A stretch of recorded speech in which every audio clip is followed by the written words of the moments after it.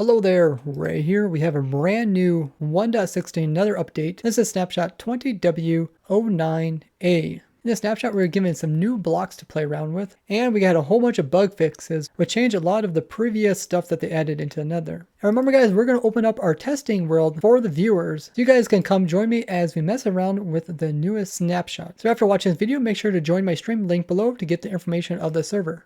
Now let's get into all the new features as well as bug fixes in the new snapshot. They added a new redstone block. So if you go into the redstone tab, you see it's here. It's a target block. And when placed down, it makes a very similar sound to like hay. And that's because when it comes to crafting this up, you need hay bales as well as redstone dust. So if we click here, you can see it takes one hay bale center with 4 redstone dust around the outside.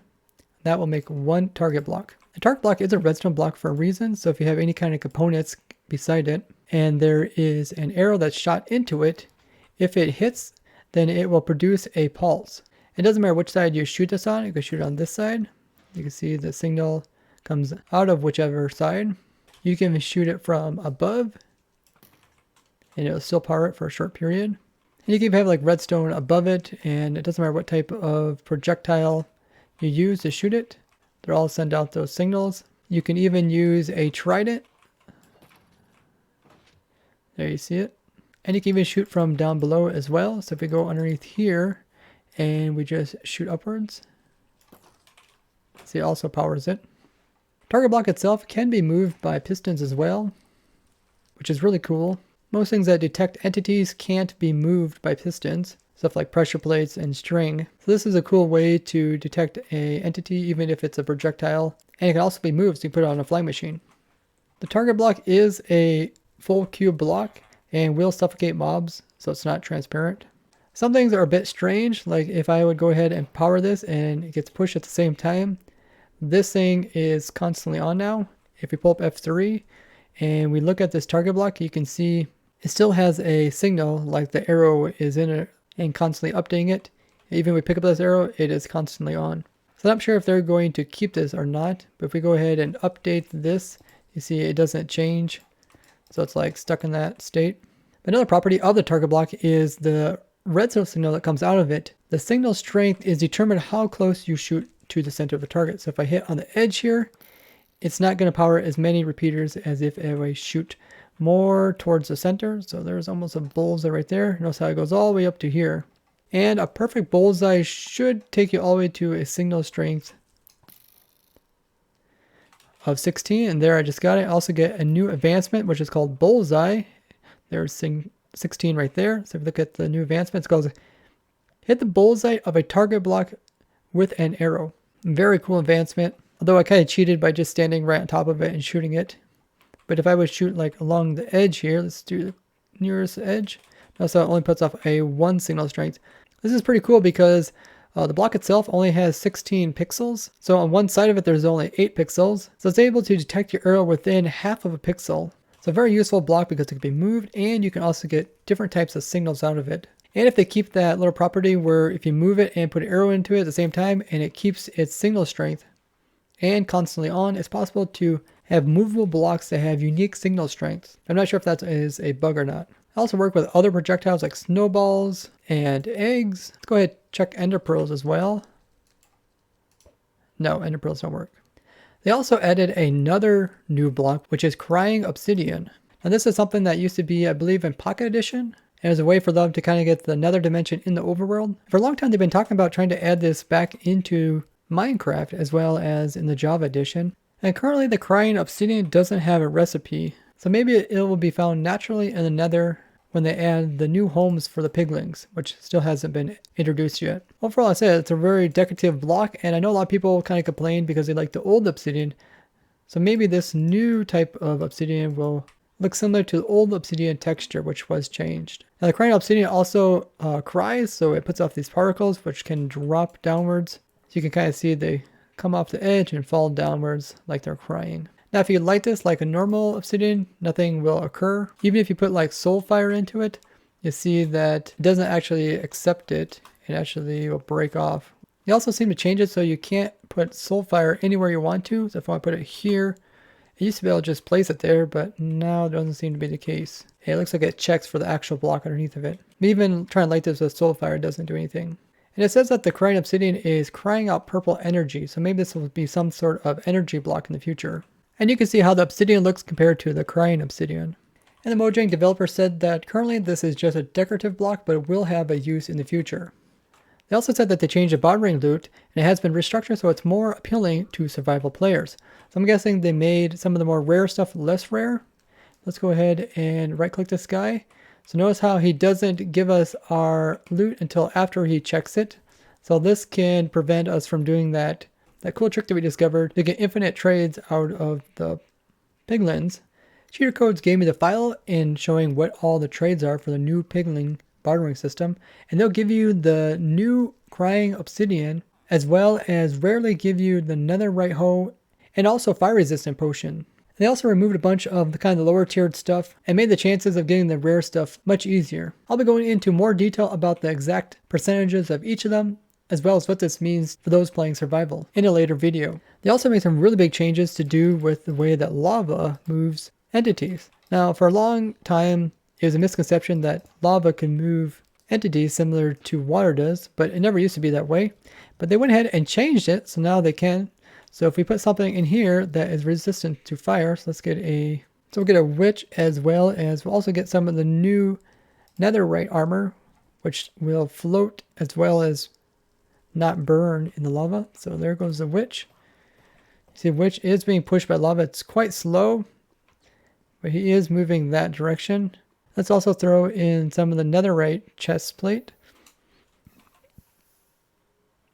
And it moved way over here quite fast, actually. Let's try that again. Drop it in and go into spectator mode. Oh yeah, that moves almost as like fast as water. I would think so. Let's try another fire resistant mob like a wither skeletons.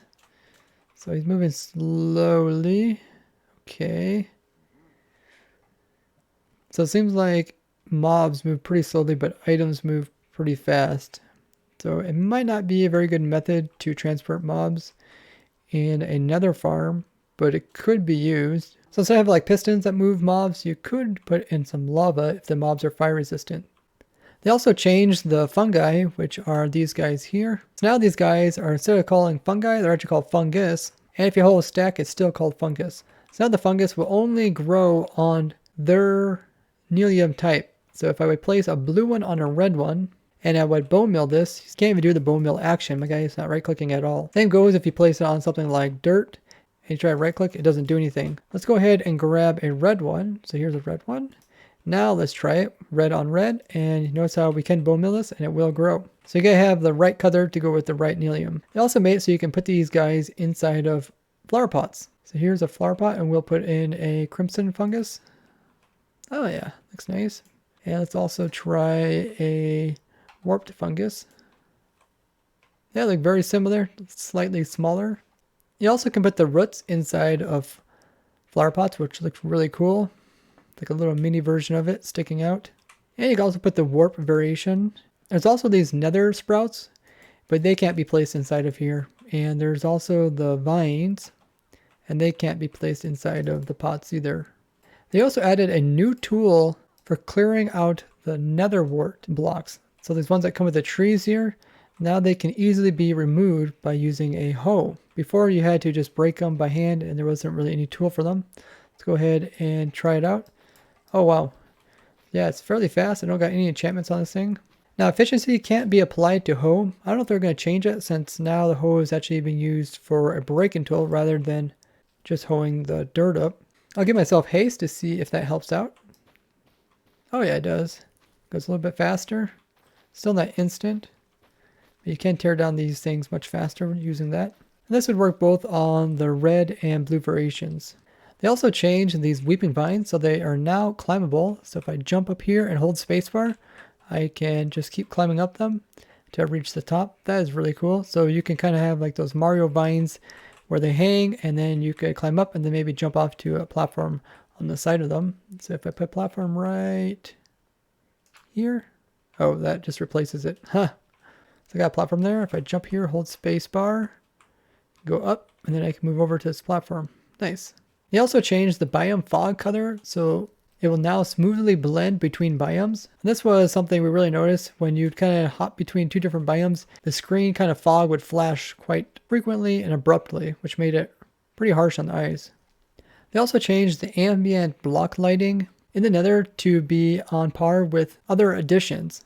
So if the lighting seems a little bit different, that is because why? I have my brightness turned up, so it's hard for me to notice those sort of things. They're also making a transition from zombie pigments into zombified piglins. So if we go over here to the spawn eggs, you see right here where this used to be a zombie pigment, they've now changed the name, so it's zombified pigling. They also changed the skin as well. So if we spawn one in, you can see it consists of something that looks very similar to a zombie pigment, except he has ears now. So essentially it's supposed to be a zombified version of these guys here. And one ear is there, and the other side is just a skull, so there's no ear to be shown on that side. But they work just like the other guys, and hopefully they edit so we can kind of like cure these guys to make the normal piglings. Because like if the piglins go over into overworld, they get converted into a zombified piglin. But there's like currently no way to cure them back into a normal piglin. So hopefully they add that very soon. But other than that, they work exactly like the other ones. They get mad, they drop gold. They didn't change anything else other than the looks and the name. You can also give these new guys a special data value which prevents them from being zombified in the overworld. And it's called is immune to zombification. They also did a bunch of bug fixes, old as well as new ones. First one was that fall damage death message weren't showing up correctly if you fell off like a ladder or a vine or water. There's also a problem to do with the nether sound when you go through like a nether portal. Wasn't being categorized correctly. One thing that I really don't like about the nether portals, if you just walk through them, it still plays the sound. Like you're being teleported, even though you just walked through it and you didn't even get teleported. They fixed it so that using shears isn't in the friendly mob category anymore. They also changed the top texture of the purple pillar blocks to be updated with the rest of the textures. They fixed that bug to do with players clipping through the ground when exiting a boat or a minecart. They now made it so you can put a leash on a skeleton horse and hook them up. They changed the color scheme of the diamond sword, and they also fixed the texture of the pickaxe so it's more consistent, as well as the hoe. They also fixed a bug to do with duplicated fossils that generate here in the Soul Sand Valley.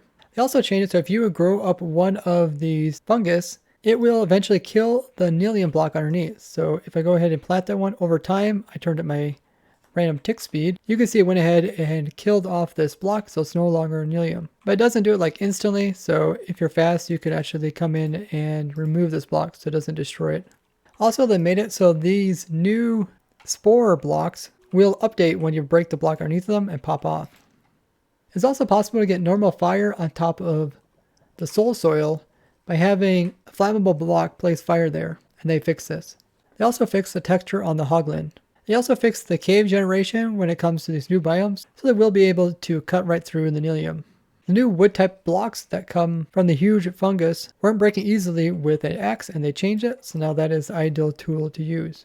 That glitch I showed you guys to do with the huge fungi replacing blocks when they're growing, they went ahead and changed that. They also made it so that the new type of signs are able to be crafted up. Notice how there is a stick here.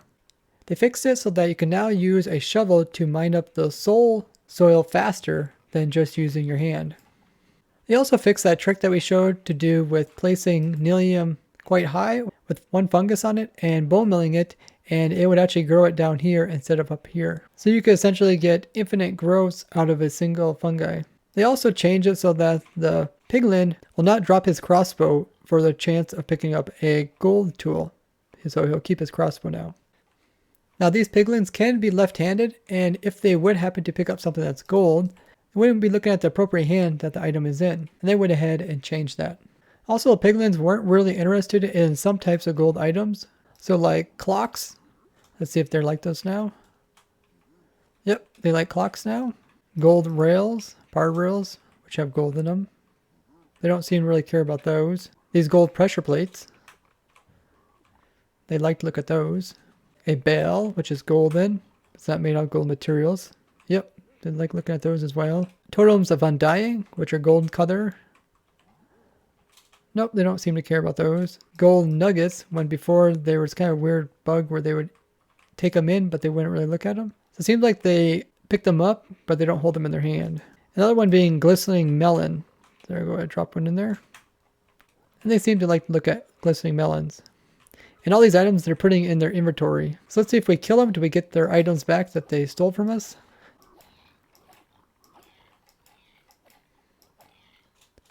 And yep, we get everything back. So that's been fixed as well. They also fixed a bug that if a piglin would pick up a shield and you'd happen to kill them, it would actually get duplicated. You can see we got one shield. There's also a pretty strange bug to do with piglin and hoglin. When the player was within 16 blocks of them, they would become persistent and they wouldn't be able to despawn. This would cause them to pile up over time and create a lot of lag. So hopefully they now removed it. So let's go check out their data. So now we can see the persistence required is 0, meaning they will despawn. So you want to keep some of these guys around. You can make sure to give them some gold or something so that they will not be able to despawn. Or you can put a name tag on them. It's going to be a lot of fun messing around with like the target block as well as the other changes during our Snapshot stream where we open up a new Snapshot world where the viewers can join on as we test new things out. So make sure to join my stream to get information about that.